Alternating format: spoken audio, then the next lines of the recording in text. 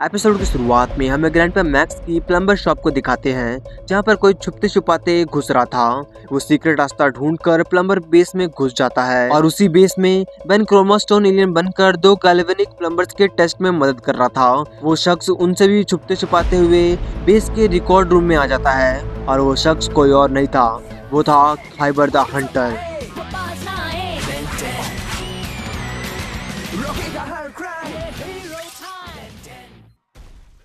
खाइबर अपना pen drive base में लगा देता है और हेलिक्स फाइल्स दिखाने को कहता है होलोग्राम के जरिए। 5 से 6 साल पहले एज़मिथ एल्विडो के साथ अपने प्लेनेट पर एक प्रोजेक्ट पर काम कर रहे थे। तभी वहाँ पर ग्रैंडपा मैक्स सब कुछ तोड़ते फोड़ते आ जाते हैं। अब उनसे बेन को सहा नहीं जाता, अब उन्हें उसका कुछ इलाज करना पड़ेगा। एज़मिथ कहते हैं कि वो अभी बिजी हैं। एल्विडो भी कहता है कि एज़मिथ के पास बेन से भी ज्यादा इम्पोर्टेंट काम है, पर ग्रैंडपा मैक्स तो अपने जिद पर अड़े हुए थे। एज़मिथ कहते हैं कि ये इतना जरूरी नहीं है, 2 साल बाद आना। तभी वहाँ पर बेन एक्सेलरेट एलियन बनकर आ जाता है और जल्दी जल्दी पूरे लैब को देखते हुए छेड़छाड़ करते हुए बार बार पूछने लग जाता है कि ये क्या है, इससे क्या होता है। तभी वहाँ पर ग्वेन भी आ जाती है। ग्रैंडपा ग्वेन पर गुस्सा करने लग जाते हैं कि उन्होंने उसे कहा था ना कि इसे यहाँ पर नहीं आने देना, पर ग्वेन भी क्या कर सकती थी। अब ग्रैंडपा मैक्स फिर से कहते हैं, अब पता चला मैं क्या झेल रहा हूँ। ओमनिट्रिक्स बिगड़ चुका है, हर हफ्ते बेन एक नई लेन में फंस जाता है। तभी एक्सेलरेट लैब का एक मशीन ही तबाह कर देता है। अब एज़मिथ भी उसके लक्षण देखकर समझ गए थे और एक्सेलरेट के ऊपर चढ़कर ओमनिट्रिक्स पर जोर से मारते हैं। एक्सेलरेट फिर से बेन में बदल जाता है। बेन खुद को देखकर मायूस था, पर ग्रैंडपा मैक्स और ग्वेन के जान में जान आई। ग्रैंडपा मैक्स बेन को लैब के बाहर एक जगह पर बिठा देते हैं और ग्वेन से बेन को देखने को कहते हैं वो कहीं जाए ना। ग्वेन तो बहुत ज्यादा खुश हो जाती है क्योंकि अभी के लिए ग्वेन कैप्टन थी और बेन निराश बैठा हुआ था। तभी स्पेस में से एक चीज क्रैश होती है। वो एक गैल्वेनिक मेगावॉट था जो शहर की तरफ तेजी से बढ़ रहा था। वहाँ का गार्ड उसे रोकने की भी कोशिश करता है, पर वो मेगाबॉट रुकता ही नहीं और उस गार्ड को पकड़कर उसके बॉडी आर्मर को एब्जॉर्ब कर लेता है। फिर वहाँ से उड़कर सीधा शहर के अंदर पहुँच जाता है और तबाही मचाने लग जाता है। उस तबाही को बेन भी दूर से देख रहा था, पर ग्वेन उसे जाने से मना करती है, नहीं तो वो ग्रैंडपा मैक्स को बता देगी। पर बेन कहाँ मानने वाला था। वो जल्दी से फीडबैक एलियन में ट्रांसफॉर्म हो जाता है और उड़कर उस मेगाबॉट के सामने आ जाता है। फिर अपने एनर्जी से हमला करने लग जाता है। बेन के साथ पूरी गैल्वेनिक आर्मी थी। फीडबैक बार बार उस मेगाबॉट पर जोरदार हमला कर रहा था, पर उससे कोई फर्क ही नहीं पड़ रहा था।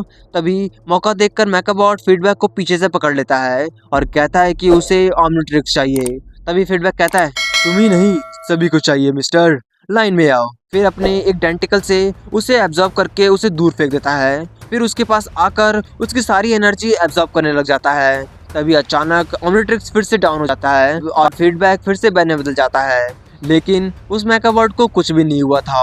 बेन इस बार जल्दी से 4 आर्म्स एलियन में ट्रांसफॉर्म हो जाता है। फिर कुछ घुसे मारने और खाने के बाद उस मेगाबॉट को धकेलते हुए घरों से टकराता है और फिर उसे उठाकर दूर फेंक देता है। 4 आर्म्स फिर से उसके पास आकर उसे मारने की कोशिश करता ही है कि इस बार वो मेगाबॉट 4 आर्म्स पर जोरदार अपनी एनर्जी से हमला करता है। हमला इतना ज्यादा ताकतवर था कि 4 आर्म्स सीधा एज़मिथ के लैब से जाकर टकराता है। 4 आर्म्स उन्हें कुछ बताता उससे पहले वहाँ पर वही मेगाबॉट आ जाता है। अब वो 4 आर्म्स भी बेन में बदल गया था।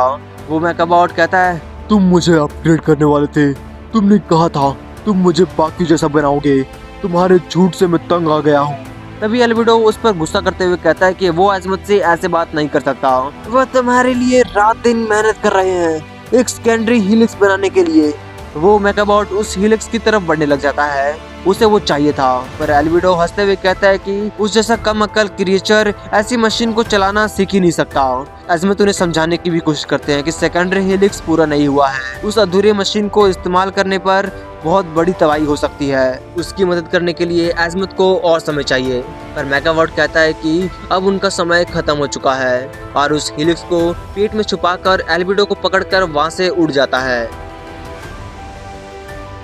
बेन, ग्वेन, ग्रैंडपा मैक्स और एज़मिथ उसके पीछे जाने लग जाते हैं। ग्रैंडपा मैक्स कहते हैं कि वो अभी गैल्वेन प्लेनेट से नहीं निकला होगा, अगर वो लकी हुए तो पक्का वो उन्हें मिल जाएगा।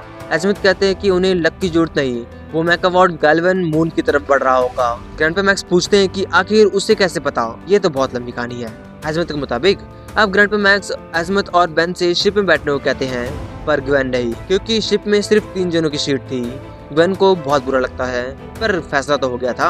वो तो वहाँ से उड़ जाते हैं। रास्ते में एजमत उन्हें बताते हैं कि एक जमाने में गैल्वन बी भी पृथ्वी के जैसा था, मीलों तक पत्थर, ना कोई एटमॉस्फेयर, ना दिन ना रात।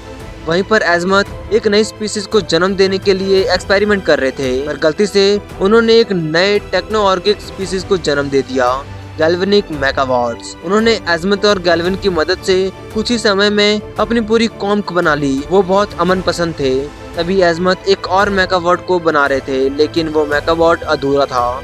मेलवेयर, उसका लाइफ कोड करप्ट हो गया था। उस जैसे बाकी लोग टेक की नकल करते थे, पर वो खुद एक टेक बन जाता था, वो भी एक खतरनाक अंदाज में।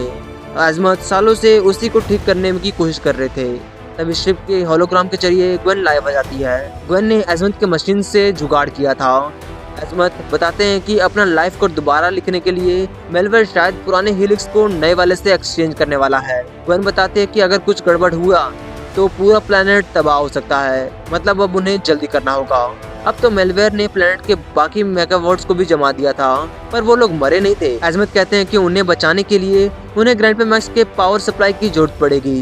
ग्रैंडपा मैक्स जल्दी से शिप में अपनी गन निकाल लेते हैं और ग्वेन से एजमत की मदद करने को कहते हैं, और तब तक वो और बेन मेलवेयर को रोकते हैं। बेन जल्दी से हीट ब्लास्ट एलिमेंट ट्रांसफर हो जाता है और अब वो लोग तैयार थे। उधर मेलवेयर एल्बिडो को धमकाकर अपना हीलिक्स कोड दोबारा लिखवा रहा था। तभी वहाँ पर हीट ब्लास्ट आ जाता है और उसे रोकने की कोशिश करने लग जाता है, पर वो मेलवेयर हीट ब्लास्ट पर भारी पड़ रहा था। यहाँ तक कि हीट ब्लास्ट की गर्मी भी मेलवेयर को कुछ नहीं बिगाड़ पा रहा था। मेलवेयर हीट ब्लास्ट को मारने ही वाला होता है कि वहाँ पर ग्रैंडपा मैक्स आ जाते हैं और फायर करके उसे दूर कर देते हैं। हीट ब्लास्ट फिर से एक बार मेलवेयर से लड़ने लग जाता है और ग्रैंडपा मैक्स एल्बिडो को वहाँ से चलने को कहते हैं।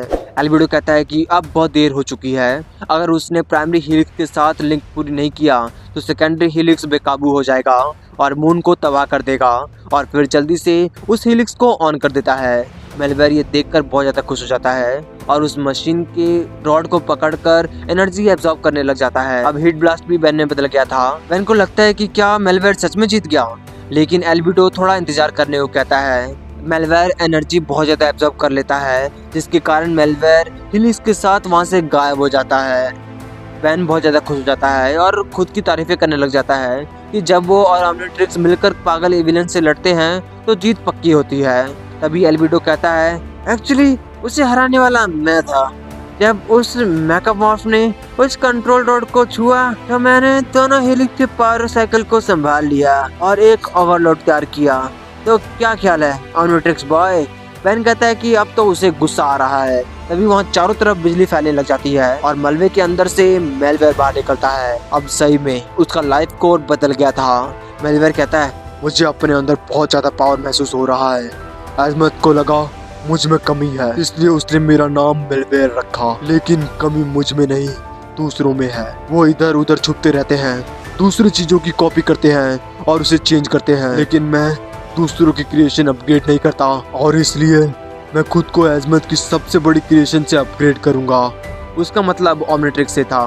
बेन कहता है, तुम्हारे ये सारे सुहाने सपने टूटकर चकनाचूर होने वाले हैं, और जल्दी से ग्रैंड बोल्ट एलियन में ट्रांसफॉर्म हो जाता है। मेलवेयर ग्रैंडपा मैक्स की गन के साथ अंधाधुंध फायरिंग करने लग जाता है, पर ग्रैंड बोल्ट कैसे तैसे बच रहा था। ग्रैंडपा मैक्स ग्रैंड बोल्ट से वहाँ से निकलने को कहते हैं क्योंकि वो जगह बुरी तरह तबाह होने वाली थी, पर ग्रैंड बोल्ट कहता है कि उसके पास एक प्लान है, वो कर सकता है। मेलवेयर लगातार ग्रैंड बोल्ट पर फायरिंग कर रहा था और ग्रैंड बोल्ट भी लगातार बच रहा था, लेकिन ज्यादा देर तक नहीं। मेलवेयर एक शॉट ग्रैंड बोल्ट पर मार ही देता है और ग्रैंड बोल्ट वहीं पर ढेर हो जाता है। मेलवेयर उसके पास आकर उसे पकड़ लेता है और ओमनिट्रिक्स के सभी कोड्स को एक्सेस करने की कोशिश करने लग जाता है, पर तभी ग्रैंड बोल्ट फिर से बेन में बदल जाता है और वहाँ से भागने लग जाता है। लेकिन मेलवेयर फायरिंग करके बेन पर मलबा गिरा देता है, लेकिन जब मेलवेयर मलबे को हटाता है उसके अंदर से बेन नहीं, डायमंड हेड बाहर निकलता है। डायमंड हेड मेलवेयर पर बुरी तरह टूट पड़ता है, लेकिन जब वो दोनों आमने सामने होते हैं तब मेलवेयर अपने पेट से एक गन निकालता है और जोरदार फायरिंग कर डायमंड हेड को दूर गिरा देता है। अब मेलवेयर फिर से डायमंड हेड के पास आकर ओमनिट्रिक्स को पकड़ लेता है, पर वो कुछ करता उससे पहले डायमंड हेड ओमनिट्रिक्स के चारों तरफ क्रिस्टल का कवर बना लेता है। फिर खड़ा होकर पहले मेलवेयर के पैरों को क्रिस्टल से जमाता है, फिर उसके शरीर और हाथ के बाद लास्ट में उसके मुंह को भी जमा देता है। डायमंड हेड फिर से बेन में बदल गया था। ग्रैंडपा मैक्स बेन की तारीफ करते हैं, करना भी चाहिए। अब उनके जाने का समय हो गया था। बेन खुश था क्योंकि उसने पूरे 2 प्लेनेट को बचाया था, मतलब एक प्लेनेट और एक मून को। वैसे आप लोग भूल तो नहीं गए थे ना ये एक होलोग्राम है जो खाइबर प्लमर बेस में छुप कर देख रहा था। खाइबर जल्दी से बेन की सारी फाइल कॉपी कर लेता है और जल्दी से वहाँ से बाहर आ जाता है। खाइबर अपने डॉग से कहता है, हमें जो चाहिए था वो मिल गया, कोई राज महफूज नहीं है।